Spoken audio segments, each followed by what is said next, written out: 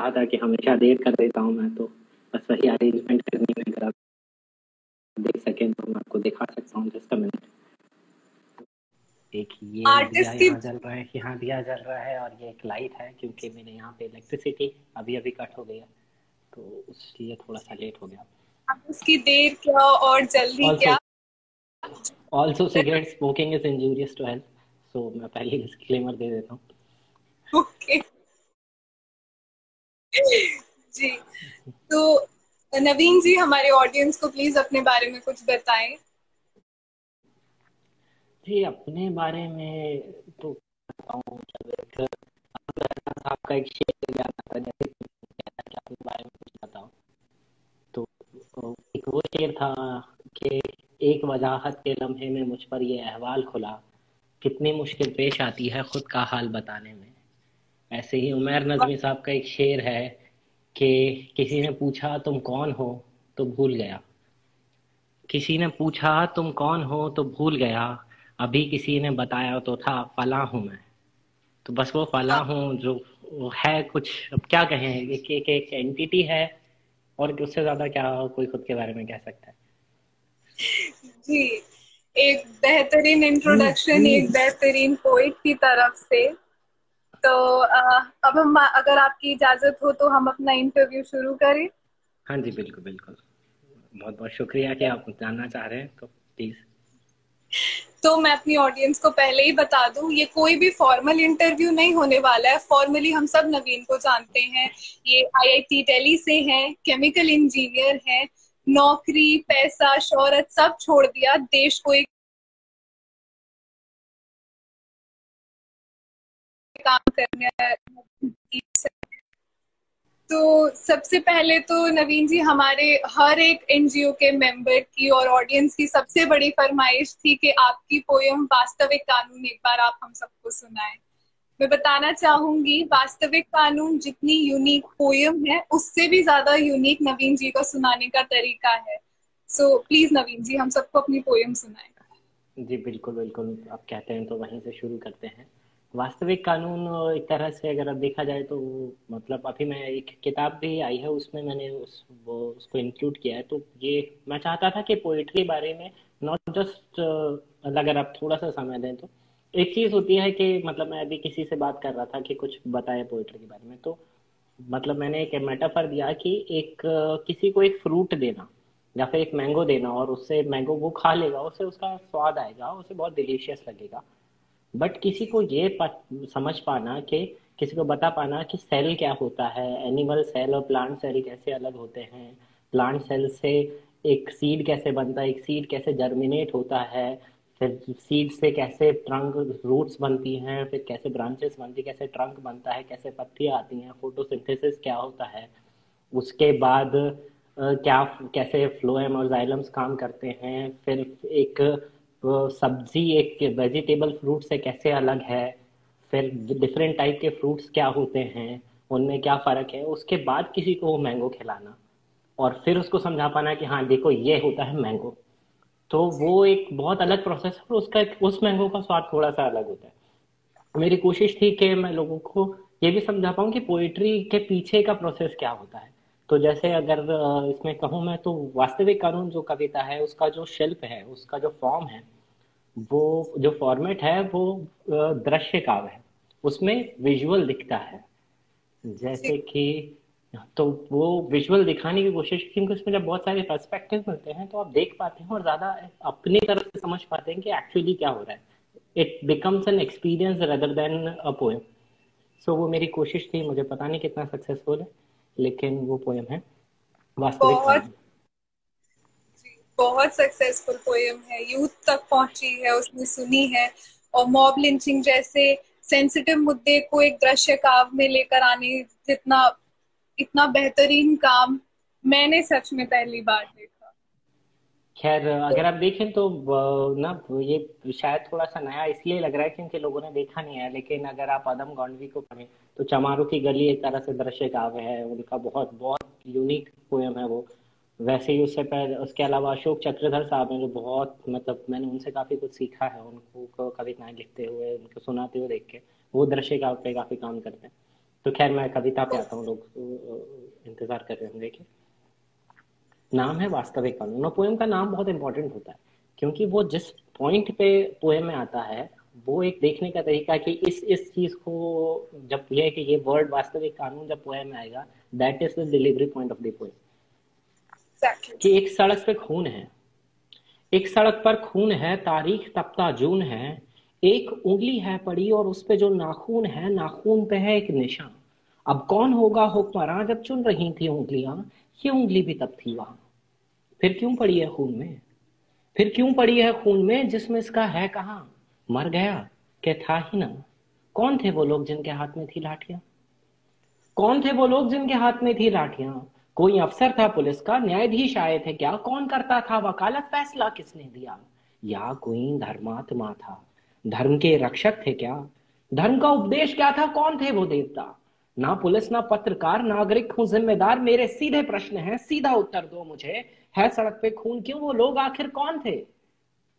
आदमी छोटे हैं साहेब, आदमी छोटे हैं साहिब, हम कब पड़ते बीच में, हम बचाने भी गए थे, तीन पड़ गए खींच के। मोटरसाइकिल लाए थे, रोड पे कर दी खड़ी, 8-10 लौंडे लपाड़े, लाठियां इतनी बड़ी, गाड़ी दे के नाम पूछा, पेट में घुसा दिया, अधमरा वो गिर पड़ा, फिर दे दनादन लाठियां, पाँव की हड्डी मिटा दी, मांस की लोबी बना दी, खून तो इतना बहा कि हमसे देखा ना गया। सब एक उनमें होश में था, एक उनमें होश में था, जाने उसको क्या पड़ी, जेब से चाकू निकाला, उंगली उसकी काट ली। आखिरी था बार जिसका, उनका वो सरदार था, उसने ही सबको बताया, जो मरा गद्दार था। हक नहीं इनको हमारे देश के एक वोट पर, दीमकों को ना रखो गर जूतियों की नोक पर, सर पे ये चढ़ जाएंगे ये कई गुना बढ़ जाएंगे, हुक्मरान होगा इन्हीं का, आग मूतेंगे सभी, पैर के नीचे कुचल दो, जीत होगी धर्म की।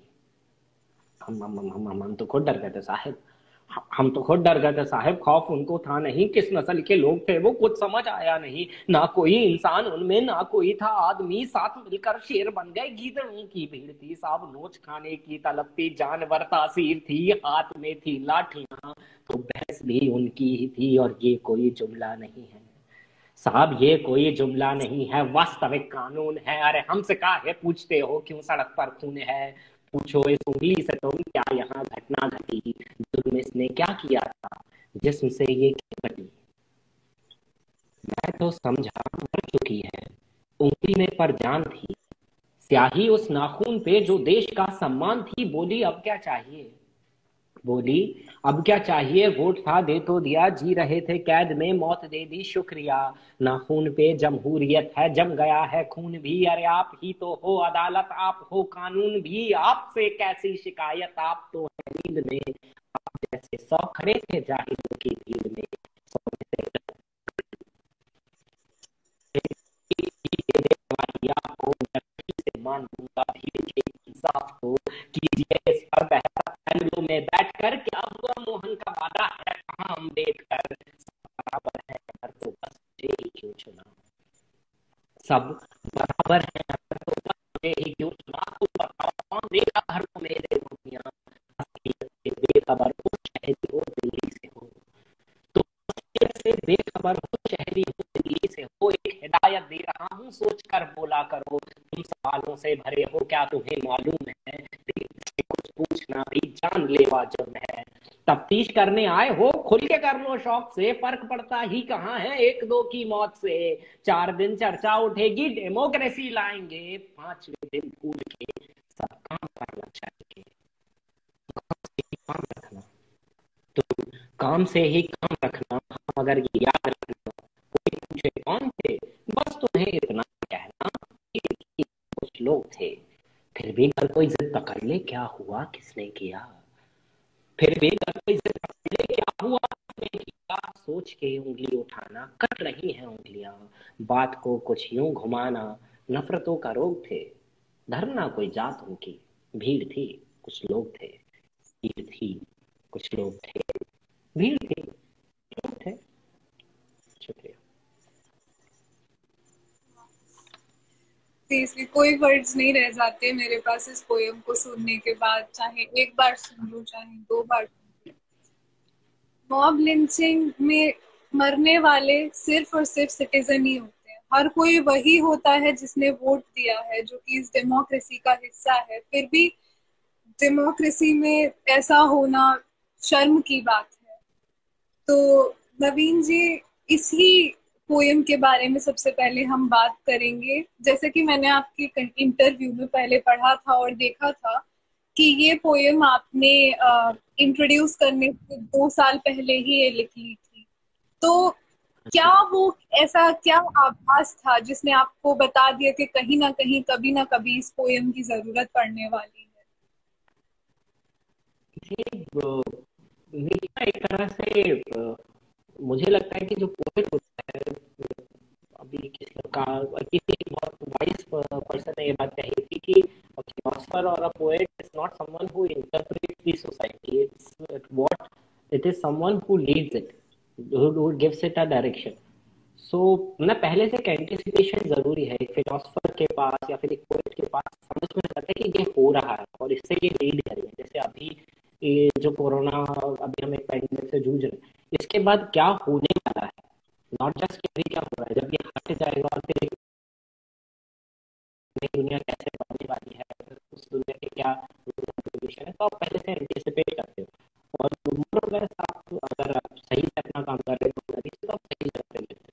तो 2 साल पहले 2017 ये 2018 में आई थिंक यूट्यूब पे आई थी पोएम। उससे पहले 2017 से मैंने इसको लिखना शुरू किया था। करीबन 8-9 महीने का एक प्रोसेस है, बच्चे की तरह होती है पोएम, टाइम लगता है उसको डेवलप होने में। तो जब पहला इंसिडेंट हुआ था और उसके बाद एक सोसाइटी, नॉट जस्ट पहला इंसिडेंट, सोसाइटी में जिस तरह का ग्रोइंग इंटॉलरेंस था, और नॉट जस्ट इंटॉलरेंस, एक तरह से व्यवस्था से थक गई है हमारी जनता, हमारा आवाम थक गया है कि उसे व्यवस्था में भरोसा बहुत कम हो गया, क्योंकि नहीं मिल रहा वो result. Justice delayed is always a justice denied.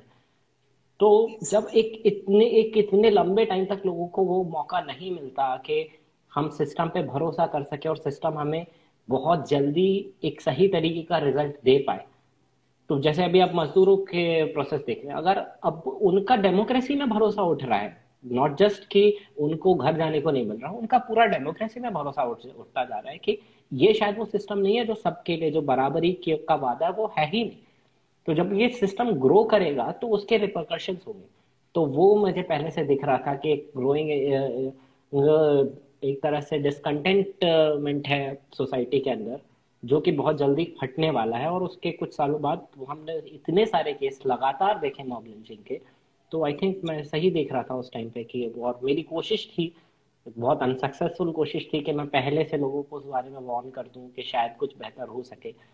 लेकिन फिर हमारी सोसाइटी में है कि जब तक हो नहीं जाता तब तक हम मानते नहीं कि ऐसा हो सकता है। तो कहीं ना कहीं पोएट को भी बुरा लगता है कि इतने टाइम तक उसकी पोएम अभी भी रेलेवेंट ही है। वो सिचुएशन आज भी वैसी है जैसी लिखते टाइम थी। कहीं ना हाँ कहीं जी, धक्का। ये तो खैर हमेशा ही एक प्रॉब्लम है। जैसे कई लोग कहते हैं, अभी मैं कल जावेद अख्तर साहब को सुन रहा था, वो साहिर लुधियानवी साहब के बारे में बात कर रहे थे। तो किसी ने कहा कि साहिर के पोएम अभी तक रिलेवेंट है। तो या फिर जो तरक्की पस कैफी आजमी ने जो लिखा, या फिर फैज ने जो लिखा, जो तरक्की पसंद शायरों ने लिखा, वो अभी तक बहुत रिलेवेंट है। तो जैसे बहुत प्राउड से बताते हैं, पर ये बहुत घटिया बात है। इससे बुरा कि एक पोएट के लिए कुछ हो नहीं सकता कि उसने जिस सोसाइटी को बदलने के लिए 50 साल बाद लिखा, पहले लिखा, 50 साल बाद भी वो सोसाइटी बिल्कुल वैसी है। तो ये तो बहुत बुरी बात है। मैंने अपना, जब मैंने पहली बार मैंने क्विंट से बात की थी इस पोएम, जब थोड़ा सा लोग देखने लग गए थे, तब मैंने ये कहा था उनसे कि मैं तो चाहता हूँ कि ये पोएम जल्दी से जल्दी रिलेवेंट हो जाए, लेकिन ऐसा होता हुआ नहीं दिख रहा है, और ये इस बात का अफसोस है। तो मेरी दुआ तो यही है कि जल्दी से जल्दी इस पोएम को रिलेवेंट कर दिया जाए हमारी सोसाइटी में। एज अ सोसाइटी कहीं ना कहीं ये हमारी हार है कि ऐसी चीजें अभी भी रेलेवेंट हैं और ऐसी चीजें अभी भी नहीं सुन रही है सरकार। लेकिन बात सरकार की नहीं है दादिया, देखिए ना, वही है कि हमको लगता है कि हर चीज सरकार सुधार के देगी। सरकार लोगों को रिप्रेजेंट करती है। जैसे कि अभी मैं कल वर्ल्ड वॉर 2 के टाइम के थोड़ा सा रिसर्च कर रहा था कि उस टाइम पे क्या सिचुएशन थी। तो जो रूजवेल्ट थे, उन्होंने बहुत टाइम तक डिसीजन नहीं लिया कि वो वर्ल्ड वॉर 2 में यूएस जाके ज्वाइन करेगा। उनका कहना था कि they don't he as a president don't want to lead the public opinion, he just want to follow the public opinion. तो पब्लिक ओपिनियन बहुत मैटर करती है। अगर पब्लिक ओपिनियन यही है तो जब तक पब्लिक चेंज नहीं होगी, ऐसा नहीं है कि कोई हुक्मरान या फिर कोई लीडर वो उस पब्लिक को रिप्रेजेंट कर रहा है। अगर पब्लिक इस तरह से सोच रही है तो ये सोसाइटी की गलती है, ना कि उस किसी एक हुक्मरान के। ऊपर से टॉप डाउन चेंजेस नहीं आते। जो सस्टेनेबल चेंजेस होते हैं वो हमेशा बॉटम टू अप जाते हैं। तो हमें उस तरफ ध्यान देना चाहिए। लेकिन वही है कि यही एक तरह से निराशाजनक स्थिति है कि हम अभी भी और हमेशा ही अपने हुक्मरान, हम सोचते हैं कि ऊपर वाले काम नहीं कर रहे, जबकि असल में दिक्कत ये है कि नीचे वाले बहुत अच्छे से काम कर रहे हैं, उस चीज को खराब कर रहे हैं। जी एग्जैक्टली सर। सर जहाँ सोसाइटी की बात आती है तो कहीं ना कहीं तीन क्लासेस में सोसाइटी हर कोई डिवाइडेड होती है, अपर क्लास, लोअर क्लास और मिडिल क्लास। तो आपके हिसाब से कौन सा सेक्टर ऐसा है जो ऐसे मुद्दों में ज्यादा से ज्यादा जिसको झेलना पड़ता है, ज्यादा से ज्यादा सफर करना पड़ता है, तो आपके हिसाब से ऐसा कौन सा सेक्टर है और क्यों? जी मतलब है कि मुझे तो ऐसा लगता है, मेरी एक पोएम भी है पिंजरा, वो इसी बारे में बात करती है कि जिन लोगों ने 100 साल पहले ऑपरेशन झेला, वो अभी वही लोग आजकल ऑपरेशन झेल रहे हैं। और हमेशा ऐसा ही होता है, कुछ बदला नहीं है। जैसे जो 100 साल पहले ब्लैक्स यूएस में परेशान थे, या फिर जो अफ्रो अमेरिकन पॉपुलेशन वो परेशान थे, और वो आज भी वही मेजर रिpercussion झेल रही है। जैसे आप देखिए कोविड 19 जब हुआ, जब इस तरह का पैंडेमिक आया, तो सबसे ज्यादा रिpercussion उस चीज का जिसको झेलना पड़ा वो हमेशा लोअर क्लास होगा। लोअर क्लास में भी ऐसा, और लोअर क्लास में भी फीमेल होगा, क्योंकि फीमेल हमेशा से ऑपरेस रही। अब देखिए जैसे लॉकडाउन बढ़ा उसके बाद से बहुत ज्यादा केसेस डोमेस्टिक वायलेंस के बढ़ गए। तो एग्जैक्टली। तो हमेशा वो जो तबका सोसाइटी का जो कमजोर है उसी को दबाया जाएगा और उसी का शोषण किया जाएगा। मजदूरों को ही सबसे ज्यादा प्रॉब्लम क्यों झेलनी पड़ी? क्योंकि जब कोविड 19 नहीं था उससे पहले भी मजदूरों को ही प्रॉब्लम झेलनी पड़ रही थी। तो वही है कि उसकी प्रॉब्लम का इंटेंसिटी बढ़ जाती है, लेकिन जिसको झेलना है वो वही हमेशा बना रहता है। सो ये तो रिवाज है।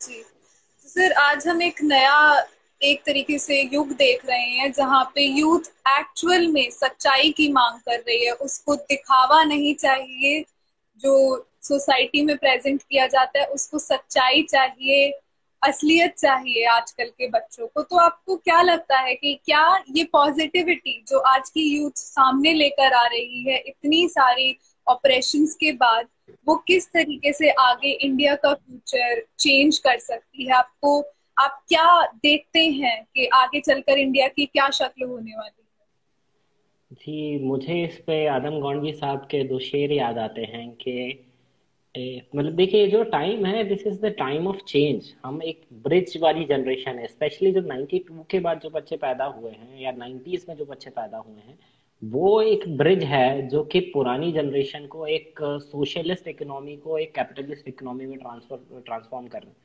तो जब हम पैदा हो, जो हम मैं जैसे 92 में पैदा हुआ, तो शुरू के जो आठ, जब एक 92 में एलपीजी रिफॉर्म शुरू हुए, तो उसका एक्चुअल असर 2000-2001 तक आया। तो मेरे जो शुरू के 8-10 साल हैं, वो तो मैं एक सोशलिस्ट इंडिया में जिया हूँ। जैसे मेरी दीदी मुझसे 10 साल बड़ी है, वो अभी भी कैपिटलिस्ट इंडिया में नहीं आ पाई। उनका जो जीने का, उनका रहन सहन का तरीका अभी भी वो सोशलिस्ट इंडिया का है। बट हम लोगों की जो बेसिक फाउंडेशन है वो सोशलिस्ट इंडिया की है, और हम जी रहे हैं कैपिटलिस्ट इंडिया में। तो हम तो एक तरह से ब्रिज है। इसी बात को आदम गौड़नी साहब ने दो शेर में उजागर किया था कि जिस्म क्या है रूह तक सब कुछ खुलासा देखिए। जिस्म क्या है रूह तक सब कुछ खुलासा देखिए, आप भी इस भीड़ में घुसकर तमाशा देखिए। जिस्म क्या है रूह तक सब कुछ खुलासा देखिए, आप भी इस भीड़ में घुसकर तमाशा देखिए। जो बदल सकती है इस पुलिया के मौसम का मिजाज, ये जो पुलिया है जो हमारी जनरेशन है, जो बदल सकती है इस पुलिया के मौसम का मिजाज, उस युवा पीढ़ी के चेहरे की हताशा देखिए। सो अभी तो मुझे इस बात का ज्यादा डर है कि आप जैसे कह रहे हैं कि वो एक एनर्जी है, मुझे जितना मैं देख पा रहा हूँ, मुझे तो एक तरह से हताशा ज्यादा दिख रही है सब लोगों के चेहरे पे। एक डर है कि शायद बदल ना पाए वो। देखिए ना, अरे एक चीज होती है कि दो ऑप्शन है वर्ल्ड के, या तो वर्ल्ड डिस्टोपियन है या तो यूटोपियन है। अब जिससे पूछो, जैसे मैं अगर बातें करना शुरू हुआ तो मुझे काफी लोग कहते हैं कि तुम बहुत आइडियलिस्ट हो। मैं कहा आइडियलिस्ट नहीं हूँ, ये रियलिज्म है। क्योंकि इसके अलावा कोई ऑप्शन नहीं। अगर आप पूरी दुनिया को बता दो कि यार इक्वालिटी जैसा कोई कॉन्सेप्ट कभी नहीं आ सकता है, जस्ट अ यूटोपियन थॉट, ऐसा कभी होने नहीं वाला। तो सारे लोग जो जितने भी ऑपरेस हैं वो रिवोल्ट कर देंगे। Then there is no democracy. अब वो है कि वो जो डिस्टोपिया आप बोल रहे हो कि 200 साल बाद आएगा, वो आज आ जाएगा। तो एक ही रियलिस्टिक थॉट है कि the world is has to be utopian, and we as the present inhabitants of the earth have to make effort to create that utopian future. और मतलब ये कि हमको यही एक रियलिस्टिक थॉट है कि हम मान ले कि हम वो लोग हैं जिन लोगों ने, अगर हम 100 साल बाद की तरफ से खुद को देखें, फ्यूचर की तरफ से पास्ट को देखें, तो ये वो जनरेशन है, ये वो लोग हैं जिन्होंने इतनी मेहनत की दुनिया को बदलने में कि दुनिया एक्चुअली एक यूटोपियन वर्ल्ड बन गई। इसके अलावा जी कोई और रियलिस्टिक फ्यूचर नहीं है, क्योंकि कुछ और भी हम जैसे ही दूसरे तरफ का थॉट देखें तो वो एग्जिस्ट ही नहीं करता। वो अभी दुनिया खत्म कर देगा, अगले 20 साल में दुनिया खत्म हो जाएगी। तो एक तरह से सिविलाइजेशन है। अब अगर मैं इस पे डिटेल में जाऊंगा तो बहुत सारी बातें हैं, फिर वो है कि टाइम खत्म हो जाएगा। टाइप सिविलाइजेशन को डिवाइड किया जाता है scientifically, type 0 civilisation, type 1 civilisation, type 2 civilisation. तो वो ये थ्योरी कि अगर एक सोसाइटी का, एक सिविलाइजेशन का साइंटिफिक टेम्परामेंट या साइंटिफिक एंडेवर्स में वो एक्सेल करती जा रही है और उसके सोशल एंडेवर्स बहुत अच्छे से नहीं काम कर, अगर यह कि साइंटिफिक टेक्नोलॉजिकली एडवांस होती जा रही है और सोशली बैकवर्ड होती जा रही है, तो सोसाइटी विल एनिहिलेट इटसेल्फ। और ये प्रैक्टिकल है, और ये इक्वेशन से प्रूव हो रहा है, ये सारी सारी सोशोलॉजी की थ्योरी से प्रूव हो रहा है। तो हमको वो टेक्नोलॉजी, मतलब एक गरीब आदमी के पास आपने मोबाइल तो पहुंचा दिया, लेकिन यूट्यूब पे सर्च क्या करना है अगर आप नहीं सिखाएंगे तो वो पॉर्न ही देखेगा। तो वो एग्जैक्टली। जिम्मेदारी है वो कि उसको सिखाया जाए कि यूट्यूब यूज कैसे किया जाए, और वो नहीं हो पा रहा, और वो हम लोगों को करना ही पड़ेगा, because otherwise there is no future. जी सर, जब जहाँ सोसाइटी की बात आती है तो मुझे हमेशा मंटो जी की याद आ जाती है। मंटो जी हमारी सोसाइटी का वो चेहरा सामने लेकर आते हैं जो शायद हम इग्नोर करना ही पसंद करते हैं या मानते भी नहीं है कि ऐसा भी कुछ है हमारी सोसाइटी में। उनको कुछ क्रिटिक्स ने अश्लील भी बोला है कि वो अश्लीलता लिखते हैं, लेकिन जहां तक मुझे लगता है कि उसमें अश्लीलता जैसा कुछ नहीं है, जो है वो एक तरीके से कटु सत्य वो बोलते हैं। तो इसमें आपकी राय क्या होगी मंटो जी को लेकर? जी, वैसे मंटू के बारे में कुछ भी कहने के लिए मैं काफी, मतलब है कि मैं खुद को उस लेवल पे नहीं पाता कि मैं मंटू के बारे में कुछ भी कह सकूं। उन्होंने जो काम किया है, उन्होंने सोसाइटी को एक तरह से, नॉट जस्ट सोसाइटी के लिए जो काम किया, लिटरेचर के तौर पे भी एक नया तरीके का लिटरेचर शुरू किया था। तो वो जी बहुत बड़ी बात है, और वो एक पैराडाइम शिफ्ट किया है एक तरह से लिटरेचर में। तो उसको तो क्रिटिसाइज करना ही, एक मतलब ये काम करना ही, चाहे वो गलत हो या सही हो, वो भी एक पैराडाइम शिफ्ट कर पाना बहुत बड़ी बात होती है किसी भी लिटरेचर, किसी भी लिटरेरी पर्सन के लिए। तो उसके बारे में तो कहीं कहें, लेकिन मुझे जैसा उनका कहना है, मैंने बहुत ज्यादा तो नहीं पढ़ा उनको, मैं अभी तक इतना ज्यादा पढ़ नहीं पाया हूँ, लेकिन उनके जितने भी अफसाने मैंने पढ़े और जितना भी उनके बारे में जानना चाहा, वो खुद को, जैसे आपने मंटो जी कहा, तो अगर आप मंटो को मंटो जी कहेंगे तो मंटो तो शायद हंसने लग जाए। वो खुद कहते थे कि सादत बहुत अच्छा इंसान है, मंटो बहुत हरामी आदमी है, और ऐसे ऐसे जी वर्ड खुद के लिए यूज करते थे वो। तो वो एक अलग तरह की पर्सनालिटी। मुझे लगता है कि उनका जो कहना था कि जो जैसा है उसे वैसा ही क्यों ना लिखा जाए, वो बहुत जरूरी है, वरना पता नहीं चलेगा। अगर गंदा नहीं, अगर अगर कि फहश है कोई चीज, अश्लील है अगर आपकी सोसाइटी, और आप बताएंगे नहीं उसको अश्लील है, तो फिर वो सुधरेगी कैसे? जैसे आदम गौंडवी साहब के मुझे एक दो शेर याद आते हैं कि हीरा मन बेजार है उफ किस कदर महंगाई है। उत्तर आधुनिकता कहते हैं पोस्ट मॉडर्निज्म को, कि हीरा मन बेजार है उफ किस कदर महंगाई है, आपकी दिल्ली में उत्तर आधुनिकता आई है, टीवी से अखबार तक हैं जिस्म के मोहक कटाव। और बिल्कुल एग्जैक्ट एप्ट बात बोलते हैं, मतलब हमारी जनरेशन की बात बोलते हैं कि हीरा मन बेजार है उफ किस कदर महंगाई है, आपकी दिल्ली में उत्तर आधुनिकता छाई है, टीवी से अखबार तक हैं जिस्म के मोहक कटाव, ये हमारी सोच है, ये सोच की गहराई है। तो इस सोसाइटी, अब अगर ये सच लिख रहे हैं, ऐसी सोसाइटी है तो है, और इस सोसाइटी में बॉयज लॉकर रूम जैसी चीज होना सरप्राइजिंग नहीं है, क्योंकि यही है हमारी रियलिटी। हम ऐसा ही डेवलप हो रहे हैं, और नॉट जस्ट लड़के, लड़कियां और हर इंसान है हमारी सोसाइटी का ऐसे ही डेवलप हो रहा है। सो यही सच है, और अगर इसको नहीं लिखा जाएगा तो फिर, अगर नहीं पढ़ा जाएगा, अगर लिटरेचर अपना काम नहीं करेगा, तो फिर कौन करेगा?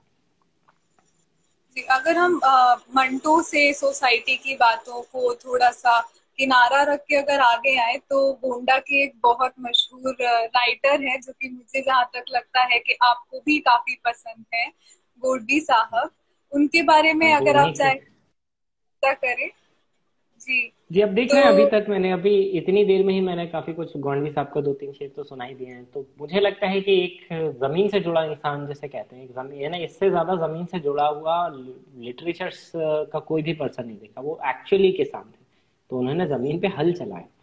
और वो सुनाते भी, जब वो मुशायरों में जाते थे, वो सुनाते भी ऐसा नहीं है कि कुछ प्रेजेंट कर रहे हूँ, वो ऐसे सुनाते थे कि एक गजल पेश कर रहा हूँ, हिंदू है मुस्लिम के एहसासात को मत छेड़िए, दफन है जो बात अब उस बात को मत छेड़िए, अपनी कुर्सी, मतलब बिल्कुल सीधा सीधा पढ़ देते थे। जबकि आजकल आप देखें, उस टाइम पे भी हिंदू या मुस्लिम के एहसासात को मत छेड़िए प्रेजेंट जी। किया जाता था। वो बोलते थे क्योंकि उनकी बात में बहुत दम था। जैसे अभी ये वाली बात है, जिस्म से टीवी से अखबार तक है जिस्म के मोह कटाव, ये हमारी सोच है, ये सोच की गहराई है। ये उन्होंने तब कह दिया, और एक्चुअली ये ऐसा हुआ है। इतना कंटेम्प्रेरी, राम नामी ओढ़ के संसद के अंदर आ गए, बहुत ज्यादा कंटेम्प्रेरी।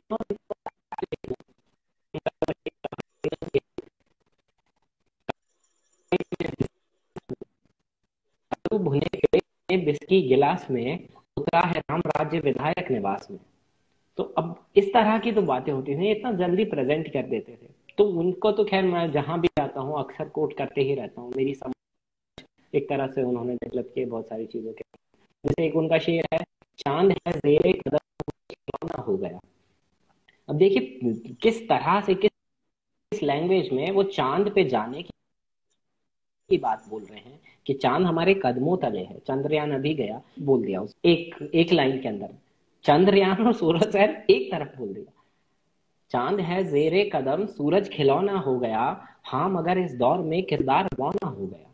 ये वही बात है जो मैं कह रहा था अभी आपसे, कि टेक्नोलॉजिकल एडवांसमेंट तो हो रहे हैं, लेकिन सोशली हम बैकवर्ड होते जा रहे हैं।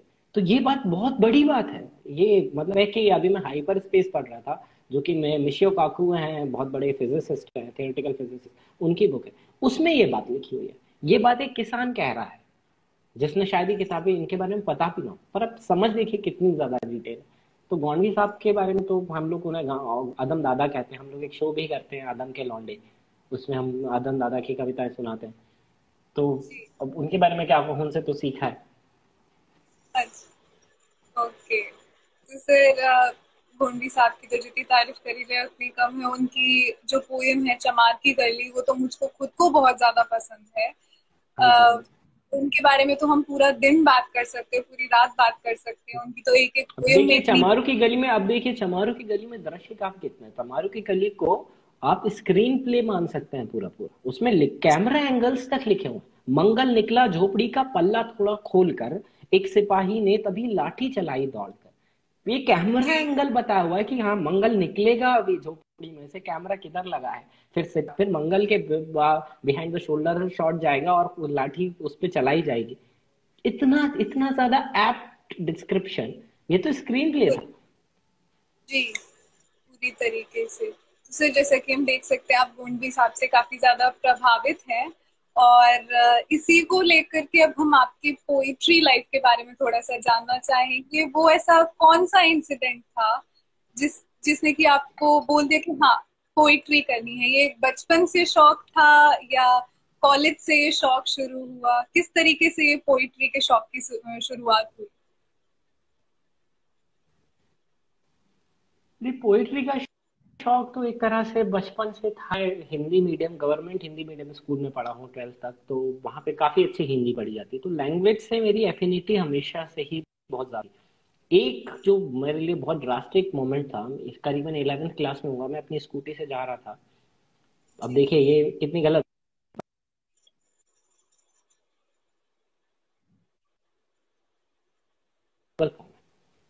ठीक है, इसमें कोई किसी को प्रॉब्लम नहीं होती, सुन के गलत भी नहीं लगता, लेकिन था ऐसा। तो एक ट्रक के पीछे मुझे अहमद फराज का एक शेर लिखा हुआ दिखा। मैंने स्कूटी चलाते हुए उस ट्रक को पढ़ा कि तुम तकल्लुफ को तब समथिंग समझते हो फराज, दोस्त नहीं होता हर हाथ मिलाने वाला। और मुझे इतनी जोर से लगा ये बात कि दोस्त नहीं होता हर हाथ मिलाने वाला, मैं हिल गया, मैंने स्कूटी साइड में लगा, मैं बहुत देर तक सोचते रहा कि हाँ मेरी लाइफ में कितने सारे इंसिडेंसेस ऐसे हुए हैं, ये कितनी बड़ी समझ की बात है, ये तो विजडम है। एक लाइन के अंदर 8 वर्ड नहीं है इस पूरे शेर के अंदर, लेकिन जादू क्रिएट हो सकता है, क्या मैजिक है ये। तो वो हिटिंग मोमेंट था। उसके बाद मैं ट्रकों के पीछे अक्सर लिखा हुआ बहुत कुछ पढ़ता था, और बहुत इंटरेस्टिंग चीजें मैंने पढ़ी हैं, बहुत ज्यादा फनी कमेंट्स पढ़े हैं जो तो शायद हमको देखने ना मिलते। इनमें से एक ट्रक के पीछे मुझे याद है, मुझे पूछे कि अभी तक इससे बड़ा सटायर नहीं लिखा, एक तरह से गाली दी गई किसी को। ट्रक के पीछे लिखा था ले भगा, ले भगा। ये ट्रक के पीछे लिखा हुआ है, ये साइड नहीं दे रहा है वो आपको, वो बोल रहा है ले भागा, तेरे को बहुत तेज भागने का शौक है ना, ले भागा। अब ये कितना, ये लैंग्वेज में कितनी पावर है, ये मुझे ट्रकों से समझ में आया। और भी बहुत सारी फिर मेरी फिर गजलें, मतलब है कि जिस उम्र में हमारे यहाँ पे कोई स्कूल में डिस्कस होता था कि तू आतिफ असलम वाला लौंडा है या फिर मोहित चौहान वाला लौंडा है, तब मैं था कि मैं तो जगजीत सिंह वाला हूँ, मैं क्या करूँ। क्योंकि मेरे घर में जगजीत सिंह सुना जा रहा था, मेरी दीदी बड़ी है मुझसे करीबन 10 साल बड़ी है, तो उस टाइम कॉलेज में जगजीत सिंह सुनना काफी फेमस, मतलब काफी माना जाता था, ये उस टाइम का कूल था वो। तो घर में पूरे टाइम जगजीत सिंह बज रहा है, मैं देख रहा हूँ कार्टून, मैं देख रहा हूँ पॉकेमोन, और पीछे बज रहा है जगजीत सिंह, बेबसी जुल्म है, हौसला जुर्म है, जिंदगी तेरी एक एक अदा जुर्म है। अब इतनी बार सुना कि मेरे को सारी गजलें याद है। और अब मैं मिलता हूँ अपने, जब मैं पोइट्री सर्किट में आया और अपने पोइट्री से रिलेटेड दोस्तों से मिला, तो वो कुछ सुनाते कि वो गजल सुनी है। तो मैंने कहा नहीं यार, मैंने निदा फाजली को कुछ बोलना शुरू करता, मैं कहा ये गजल तो मेरे को पूरी याद है। अब मुझे नाम से नहीं पता, लेकिन मुझे गजलें बहुत सारी याद है, बहुत सारी याद है, और इतने अलग अलग राइटर्स की याद है कि शायद लोगों को पता भी नहीं होता है कि हाँ ये इन्होंने कुछ लिखा है। क्योंकि मुझे भी उनका नाम नहीं पता, मुझे उनकी गजल पता है। तो उस तरह से पोएट्री से इंट्रोडक्शन होता रहा। तो वो एक तरह से और फिर कोई मोमेंट नहीं था, बस वो तो चलते गए चलते गए चलते गए। तो फिर जब मैं बहुत अंदर आ गया तब मुझे पता चला है मैं तो पोएट्री, मुझे पोएट्री पसंद आती है, तो फिर मैं वो करने लगा।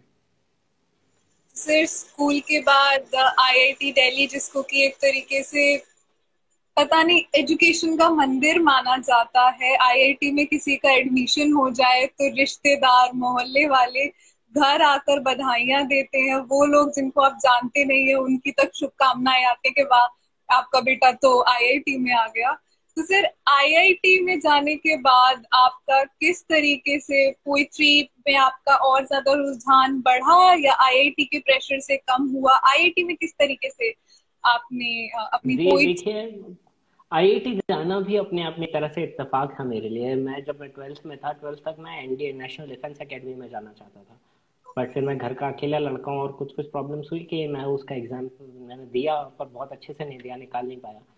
तो उसके बाद अब एक नया नई आइडेंटिटी क्राइसिस शुरू हो गया। अब घर वाले कह रहे हैं, मेरी दीदी उस टाइम पर एनआईटी सूरतगल में थी, उन्होंने जेई के लिए ड्रॉप लिया था और वो एक फाइनल ट्रिपल ई क्लियर किया, वो वहाँ पहुंच गई थी।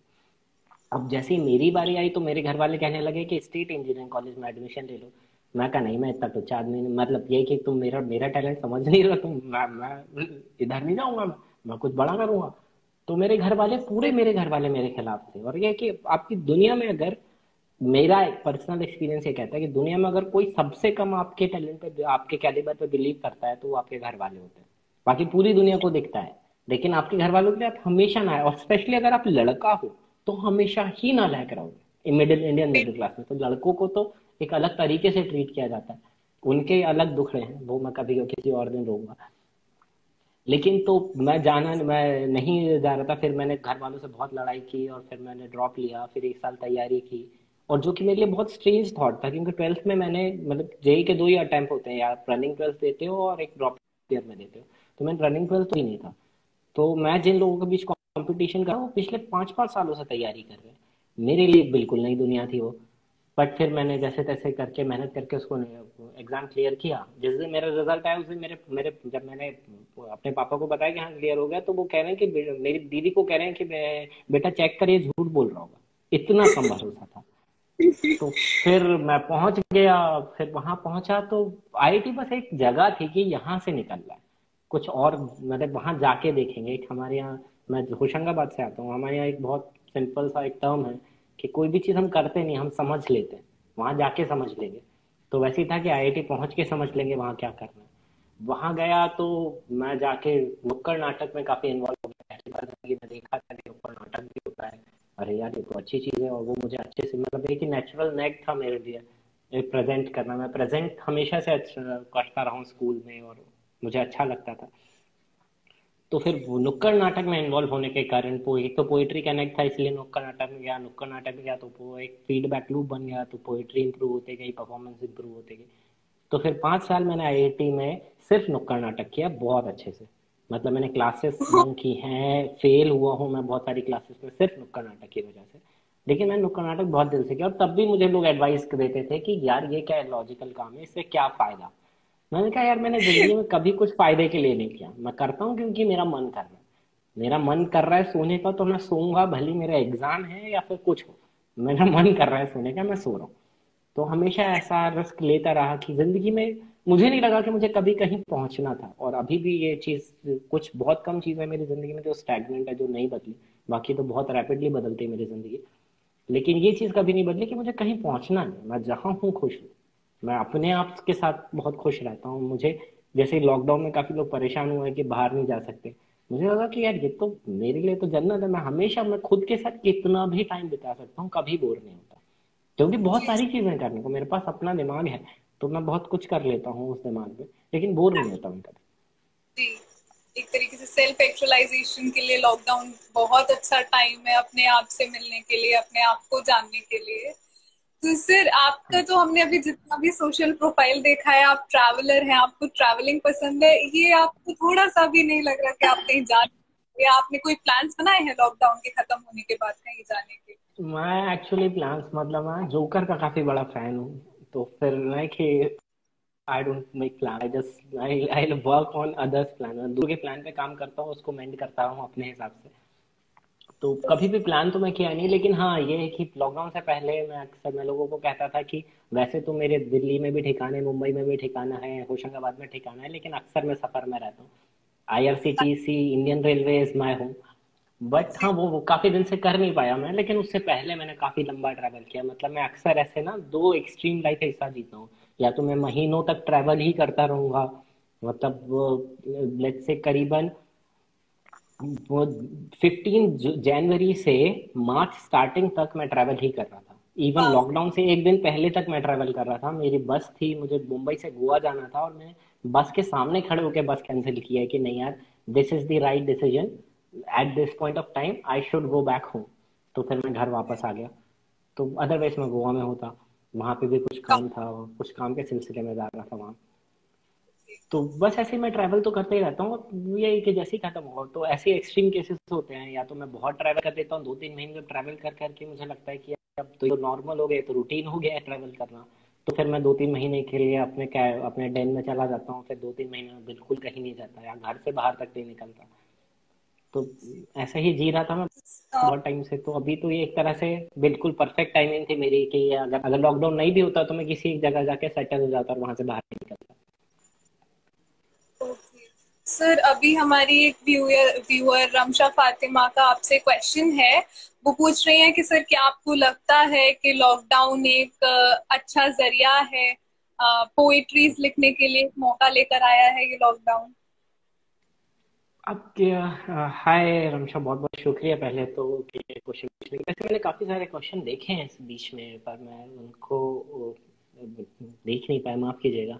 मैं जल्दी से रिप्लाई करूंगा, अदरवाइज आप मुझसे पर्सनली भी वो क्वेश्चन पूछ सकते हैं। मैं बहुत सारी चीज़ों में अक्सर रिप्लाई करता हूँ हमेशा। सो पोएट्री लिखने का ये तो एक खैर, मुझे ये लगा कि जो लोग नहीं लिखते हैं पोएट्री वो भी लिखने लगे हैं, या फिर पोएट्री तो नहीं, खैर कुछ लिखने लगे हैं जिसको कुछ कहा जा सकता है, पोएट्री नहीं कह सकते। ये कि आप जब पे कि आपको फोर्स किया जाता है इंट्रोस्पेक्शन के लिए, जब आप बाहर नहीं जा सकते तो एक ही जगह बचती है, आप अपने अंदर जाते हो।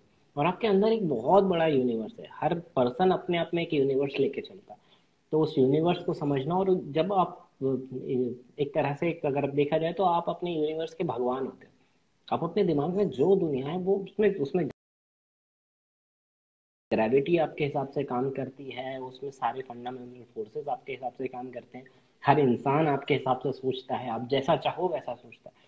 तो एग्जैक्टली एक भगवान होते हो आप अपने अपने यूनिवर्स के लिए। तो हाँ, आप उसमें भगवान बन के देख रहे हैं, अब लोग कुछ कुछ देख रहे हैं कि वो कितने अच्छे भगवान बन सकते हैं, इनकेस अगर कभी मौका मिला तो अच्छा है।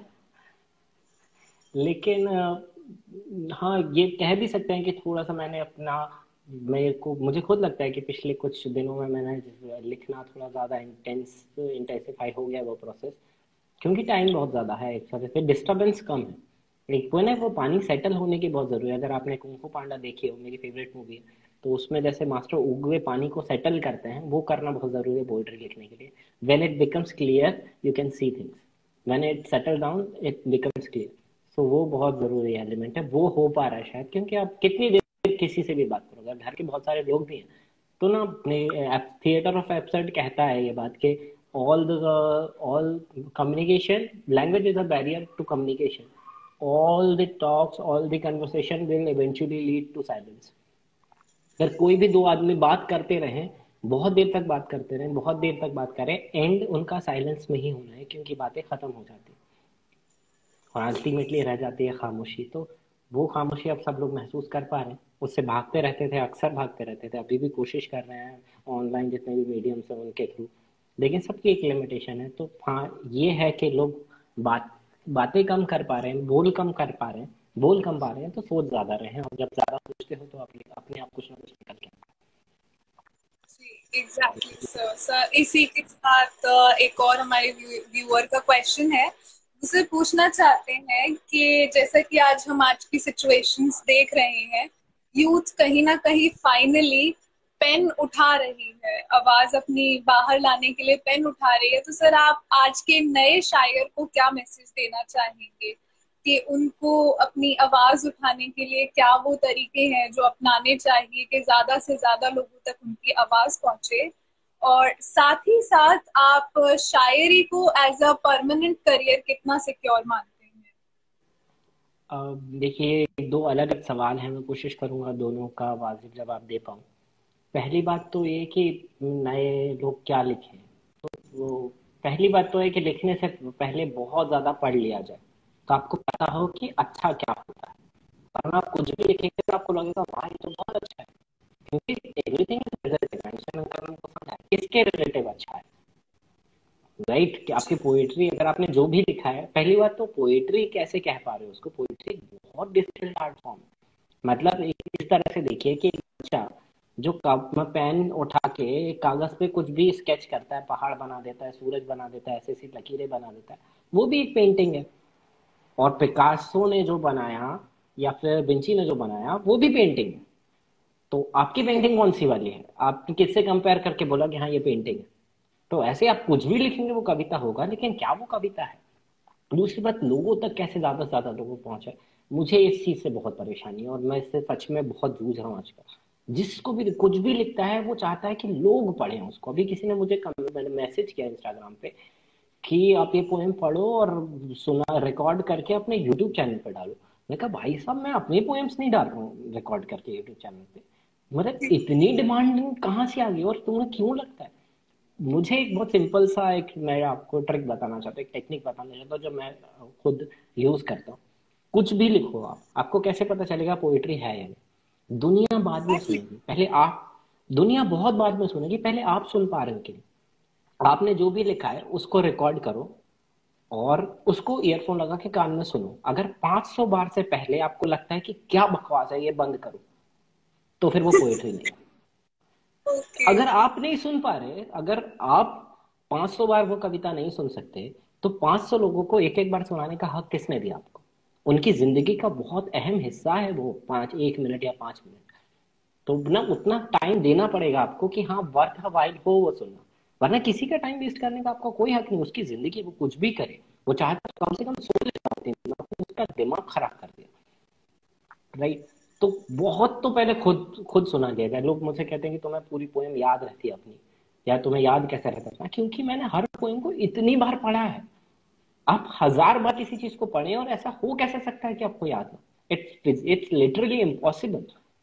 लेकिन आप उतनी मेहनत नहीं करना चाहते। आप चाहते हैं, आपको कविता नहीं पसंद, आपको कविता की वजह से मिलने वाली तालियां पसंद है। तो पहली बात तो तालियों के लिए लिखा ना जाए, एप्रिसिएशन के लिए नहीं लिखता। मैंने मैंने बिल्लियों को पोएम सुनाई, मैंने कौओं को पोएम सुनाई, और वो सुनते हैं, जेन्युइनली सुनते हैं। यकीन मानिए, आप बात कर, आप उतना अगर आप एम्पैथी का लेवल डेवलप करें तो इतना है कि कोई भी लिविंग चीज, पोएट्री जिस चीज को कहते हैं, वो कोई भी लिविंग एंटिटी को इफेक्ट करती है, क्योंकि इट इज साउंड वेव। उसके कान में साउंड वेव तो जा ही रही है, वो सुनेगा और उसको मतलब समझ में आता है। मतलब एक कुत्ता भी जैसे किस तरह से पोइट्री, एक कुत्ता भी जब वो बोलता है, जब वो रात में आप कुत्तों को भौंकते सुने, वो जैसे कुत्ता भौंक रहा भाव भाव भाव भाव भाव, तो ये जो बीट पर सेकंड है या फिर बीट वेरिएशन या साउंड वेरिएशन, उसका जो पिच है, इस बात का एक मतलब है। और ये मतलब वाव वाव से अलग है। क्यों अलग है? आपको कैसे पता कि कुत्ता गुस्से में है, या फिर आपको कैसे पता कि कुत्ता गुस्से में नहीं है? उसका इमोशन है ना उसके अंदर। तो वो आपको डेवलप करना पड़ेगा। वो एक तरह से एक आर्ट है, और बहुत मुश्किल आर्ट है, साउंड पेंटिंग है। तो आप उस साउंड को यूज करके पेंटिंग क्रिएट कर रहे हो। जैसे मैंने कल ही कुछ इसके बारे में कुछ लिखा था, तकदीर को लिखा है तूने, बनाया बनाता तो मुझे एक शेर था कि बनाता तो मुझे हैरत ना होती, बनाता तो मुझे हैरत ना होती, मगर तस्वीर को लिखा है तूने। तो ये है पोएट्री, जब आप तस्वीर लिख देते हैं। तो कैसे लिखा जाए तस्वीर को, ये इम्पोर्टेंट। एक सर्कल ड्रॉ करते हैं, आप कागज पे ड्रॉ कर सकते हैं, लेकिन साउंड से कैसे सर्कल ड्रॉ करेंगे, या कैसे हेमिस्फीयर बनता है? आप मैं अगर आपसे पूछूं कि स्क्वायर बना के बताइए साउंड में, पोएट्री में स्क्वायर कैसे बनता है, तो फिर वो सोचने वाली बात है, पोएट्री में स्क्वायर स्क्वायर क्या होता है, हेमिस्फीयर कैसे बनता है? ठीक है, एक जैसे कि क्वार्टर एंड हाफ मैंने एक बार लिखा था, एक पोएम है मेरी, रामचरितमानस। देखिए, इसमें क्वार्टर एंड हाफ की फीलिंग है। रामचरितमानस तो तुमने गजब लिखा है गोसाई, जन के तन मन धन जीवन को सकल लिखा है गोसाई। ये डेढ़ हुआ। अब जैसे मैं इसको दोनों लाइन जब पूरी करूंगा, ये एक तरह से तीन सर्कल बनते हैं। रामचरितमानस को तुमने गजब लिखा है गोसाई, जन के तन मन धन जीवन को सकल लिखा है गोसाई। धर्म की धरती दिखलाई है, कर्म की कुंजी काल गई, महत्वपूर्ण है मुझसे मेरा वचन लिखा है गोसाई। तो टाइम जैसे कि गोसाई पर रुकता है, it is three three circle. अब थ्री सर्कल कैसे लिखते हैं पोइट्री में? ये एक तरीका है कि ऐसा लिखा जाता है, ऐसे लिखते हैं थ्री सर्कल। ओके, तो ये तो एक नया पर्सपेक्टिव सामने आया। हमारे एक एक व्यूअर को ये बात समझनी चाहिए, अगर आप पोइट्री कर रहे हैं तो पहले अपनी पोइट्री से सवाल पूछिए कि क्या ये आपके दिल तक पहुंच रही है। ये हाँ बहुत जी। अच्छा सुझाव कि अगर आप उसे 500 बार नहीं सुन सकते हैं तो 500 लोग भी उसको नहीं सुन सकते। और ऑब्वियसली ऐसी, मुझे लगता है ऐसी चीज लिखनी क्यों जो कि बस कुछ लोग सुन के एक बार सुन के भूल जाए। बट जी। लिख तभी तो वो कविता हुई कि जब से फैज ने लिखा, हम देखेंगे। अब देखिए कितने लोगों ने, वर्ल्ड पॉपुलेशन ने कितनी बार अब तक गाया होगा, कम से कम एक ही, नॉट जस्ट एक ही एक पर्सन ने, पूरे पर्सन ने crore, like billions of times it has been recited till now, and it will keep on reciting, people will keep on reciting it. जैसे नर्मदास तक शंकराचार्य ने लिखा था, बहुत अच्छी कविता है, उसके मतलब भी नहीं समझ में आते लोग। 1500 साल से गा रहे हैं लोग, 1500 साल से एक कविता गा रहे हैं। ऐसी कविता लिखो ना जिसको 1500 साल तक गाए। ऐसा क्यों लिख रहे हो कि 15 मिनट में कोई भूल जाए? उसका मतलब ही क्या रहा? तो मेरी कोशिश यही होती है कि लिखो तो ऐसा ही लिखो, वरना फिर लिखने, फिर उसको कविता मत कहो, एटलीस्ट कुछ भी कहो। सर, लिखने के सिलसिले में मुझे आप ही की बुक फिर से याद आ गई। कोहरा घना है। तो क्या आप अपनी बुक के बारे में हमें थोड़ा सा बताएंगे? ये न्यू रिलीज है, सेंसेशन बन रही है धीरे धीरे, तो क्या है उस बुक में ऐसा? खैर, मुझे तो ऐसा बिल्कुल नहीं लगता कि वो सेंसेशन बन रही है। तो उसमें एक तरह से मेरे लिए बना, एक एक्सपेरिमेंटल तौर पे हम लोगों ने, इवन पेंगुइन के लिए भी बहुत बहुत नया सा एक्सपेरिमेंट था, मेरे लिए भी एक एक्सपेरिमेंट था, पोएट्री बुक्स के तौर पे वो एक एक्सपेरिमेंट था। मैं बहुत ज्यादा सेटिस्फाइड तो नहीं हूँ, स्पेशली उसकी प्रिंटिंग पे। मुझे लगा कागज काफी बर्बाद हुआ उसमें, सिर्फ 10 कविताएं हैं। लेकिन उसमें मैंने कोशिश की है कि 10, जो नाट्य शास्त्रों में नवरस का कॉन्सेप्ट है कि 9 अलग अलग रस होते हैं, और फिर उसमें मैंने वात्सल्य रस जो बाद में ऐड हुआ, मैं उसको ऐड किया। तो हर रस की एक कविता है, और उसका फॉर्मेट भी गिवन है। जैसे वास्तविक आनंद दृश्य काव्य में है, कुछ मोनोलॉग्स हैं, जैसे एक पोएम है मैं सरहद पर खड़ा हूँ, वो एक मोनोलॉग है। एक पोएम जो मुझे पर्सनली बहुत पसंद है, पिंजरा, वो प्रश्नात्मक विवेचन है, इंटरोगेटिव क्वेश्चनर है। और ऐसे बहुत अलग अलग फॉर्मेट की कविताएं हैं मैंने जैसे लिखी। अन्वेषण अनुभूति एक कविता मुझे बहुत पसंद है। प्रत्येक बुद्ध, वो अन्वेषण अनुभूति की कविता है। मतलब कि आपको एक्सपीरियंस होती है, वो ऐसा है कि एक्सपेरिमेंट की या फिर इन्वेस्टिग एक तरह से एक्सप्लोरेशन की फीलिंग आती है। एक्सपीरियंस होता है कि एक्सप्लोरेशन क्या होता है। तो इस तरह से अगर आप जनरेट कर पाए तो वो एक। तो मैं चाहता था कि पोएट्री के पीछे का जो मैंने इनिशियली पहले बताया कि नॉट जस्ट आम खा लो, आम को समझ पाओगे आम कैसे बनता है एक सेल से। तो वो मेरी कोशिश है उसमें कि लोग समझें और रसों के माध्यम से देख पाए जिंदगी को। तो और रस के माध्यम से देखना बहुत आसान है और बहुत आसान हो जाती है जिंदगी।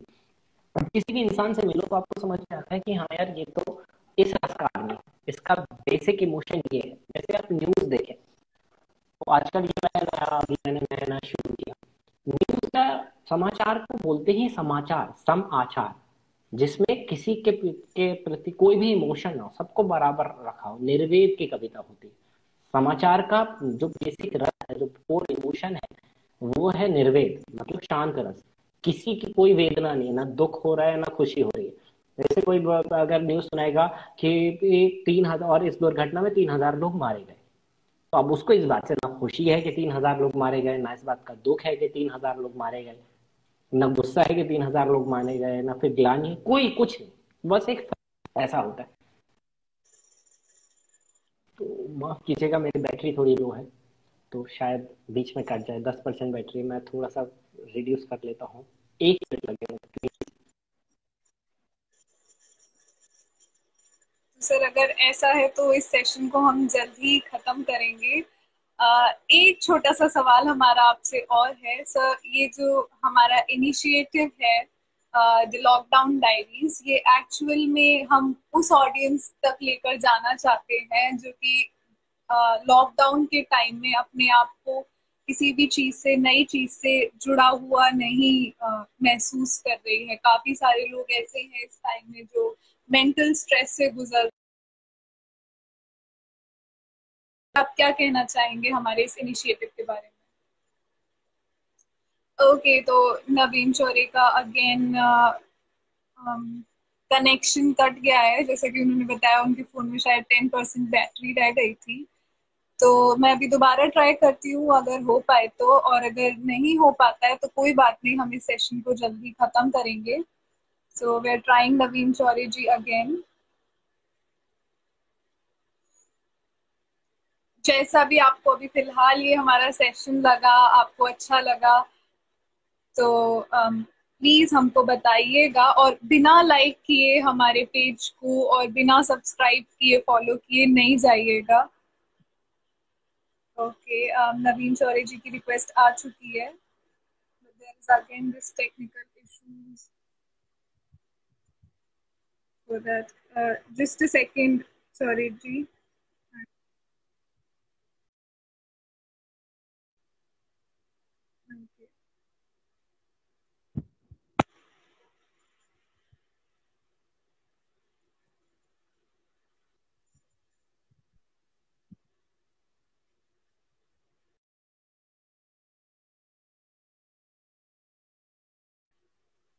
Okay, we are adding Naveen Chore ji again. Now we are waiting for him. और जैसे ही उनसे मुलाकात होती है जी, नवीन चौरे जी आ चुके हैं। नवीन जी, हमारे अलीगढ़ की ऑडियंस आपको अलीगढ़ बुला रहे हैं फीबुक टॉक में। जी मैं बिल्कुल आना, एक बार वैसे आया हुआ था, मैंने आपसे कॉल करके कुछ शोर खपाते से कॉल किया। माफ कीजिए, मैं एक्चुअली में नहीं है और देख रहे हैं कैसे लाइक चल रहा है, तो जी जी। अंधेरा में तो नवीन, मेरे दिए में तेल खत्म हो रहा है। मैं कोशिश ओके करता तो हूँ टॉर्च से सॉरी। कुछ रोशनी। नहीं नहीं, मैं सॉरी, मेरी तरफ से मैं कोशिश करता हूँ टॉर्च से कुछ रोशनी हो जाए। तो ठीक है नवीन जी, ज्यादा आपको हम परेशान नहीं करेंगे और जल्दी सेशन को खत्म करेंगे। तो first of all we from the wings of desire we request you कि आप हमको ज्वाइन करें और कभी ना कभी हमारे किसी एक ऑडियंस सेशन के लिए जरूर आए। अलीगढ़ आपको सुनने के लिए बेताब है। नवीन चौधरी। सर आप मुझे खुद के बारे में पता चला, तो कुछ नई नई चीजें मुझे पता चली अभी जो शायद मुझे पहले ना पता थी, तो थैंक यू वेरी मच। तो सर मेरा एक आखिरी सवाल है आपसे। आप एनडीटीवी पर आए, आप हैबिटेट पर आए और ऐसे काफी अच्छे अच्छे मंच पर आए, लेकिन क्या आपने कभी सोचा था कि आपको टीवी टॉक्स पे आने का मौका मिलेगा? जी, मुझे ऐसा लगता है कि ओरिजिनलिटी हम लोगों को रखनी चाहिए अपनी जिंदगी में, और काफी कॉपी नहीं करनी चाहिए। तो खैर कोई ना, आपने किया तो ठीक है। मतलब मुझे पहली बात तो ये अच्छी जेन्युइनली ये बात अच्छी लगी कि अलीगढ़ में स्टूडेंट्स मुझे सुनना चाहते हैं, या फिर मुझसे बात कर, नॉट जस्ट सुनना चाहते हैं, बात करना। मुझे लगता है कि बात करने से सब कुछ सॉल्व हो जाता है दुनिया में, लेकिन हम बात नहीं कर पा रहे। लगाना पड़ेगा इसके पास। तो लाइट का प्रॉब्लम हो गया, मैं कोशिश और अब तो आवाज का भी प्रॉब्लम होने लगा है। क्या टेक्नोलॉजी मेरे साथ हमेशा ही ऐसा कुछ ना कुछ करती रहती है, तो मैं एक्सपेक्ट तो कर ही रहा था कि ऐसा कुछ होगा। सो थैंक, बट फिर भी आई थिंक काफी स्मूथली निकल गया, कंपैरेटिवली काफी, रिलेटिवली काफी स्मूथ निकल गया सेशन। तो थैंक यू वेरी मच आप लोगों ने बुलाया उसके लिए, थैंक यू वेरी मच आप लोगों ने सुना इसके लिए। Thank you for this. वास्तविक कानून हमसे हमने समीर जी वास्तविक कानून से हमने शुरू किया था, तो आप अगर सेशन फिर से देखेंगे तो आप, अच्छा जी। और बाकी तो कमेंट सब मैं देख रहा हूँ क्योंकि नहीं पा रहा हूँ क्योंकि लेकिन तो ज्यादातर कमेंट्स हमने अपने क्वेश्चंस में कवर कर लिए थे। तो we the wings of the fire, thank you again for this session कि आप हमारे साथ आए, हमसे जुड़े और हम लोग को बताया कि एक्चुअल में क्या चल रहा है दुनिया में, थोड़ा सा रूबरू कराया। मैं उम्मीद करती हूँ आपका टाइम भी उतना अच्छा गुजरा होगा जितना हम लोगों का गुजरा है आज आपके साथ। सिर्फ मेरा बस एक लास्ट क्वेश्चन है। जैसे कि मैंने पहले पूछा था, मगर आई थिंक वो किसी टेक्निकल प्रॉब्लम की वजह से आप तक नहीं पहुंच पाया। तो सर जैसे कि आप एनडीटीवी पर आए, हैबिटेट पर आए, पर आए, नहीं, मैंने इसका जवाब दिया ना कि इसका मैंने जवाब दिया था कि ओरिजिनलिटी रखना बहुत जरूरी है, वरना पुराना ही चलता रहेगा, नया कुछ नहीं आएगा। तो I think next time I think बहुत अच्छा लगता है मुझे। वैसे तो बहुत अच्छा सेशन हुआ, मुझे बहुत मजा आया, लेकिन बहुत अच्छा लगता है अगर कपिल शर्मा के जो कॉपी नहीं करते तो तो वही ओरिजिनलिटी रखना जरूरी है। सोचेंगे तो बहुत जल्दी, बहुत आसान है, बस ये कि हमको